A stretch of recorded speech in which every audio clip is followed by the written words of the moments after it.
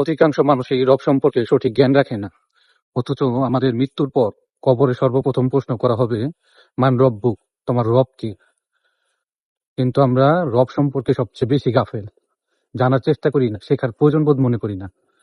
আর রবকে শুধু সৃষ্টিকর্তা হিসেবে মানলেই মুসলিম হওয়া যায় না। মক্কার মুশরিকরাও আল্লাহকে মানত, কিন্তু ইবাদতে শিরক করত।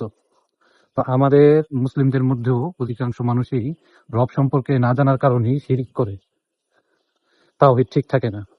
হয়তো রব সৃষ্টিকর্তা হিসেবে আল্লাহকে মানে, কিন্তু ইবাদতের ক্ষেত্রে হয় শিরক করে, আর না হলে আল্লাহর নাম এবং গুণাবলীর ক্ষেত্রে শিরক করে।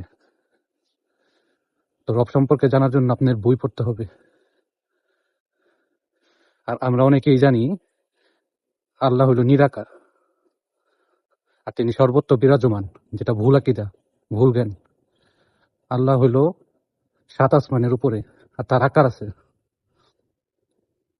তবে তার আকার কেমন সেটা আমাদেরকে বলেননি, আমরা এটার ব্যাখ্যা করব না, যেটা আমাদের অধিকাংশ হুজুররাও জানে না। তারা বলে যে দেহবাদী আকীদা লালন করে সালাফিরা, অথচ সঠিক ভাবে সে জ্ঞান অর্জন না করার কারণে সেই ভুল জানে, ভুল জ্ঞান রাখে। সালাফিদের আকীদা হলো সর্বোত্তম আকীদা, নাজাতপ্রাপ্ত দলের আকীদা। এটার মধ্যে কোনো ভুল ভ্রান্তি নেই। নাজাত পাইতে হইলে আপনার সালাফি আকীদা গ্রহণ করা ছাড়া আপনার কোনো উপায় নেই।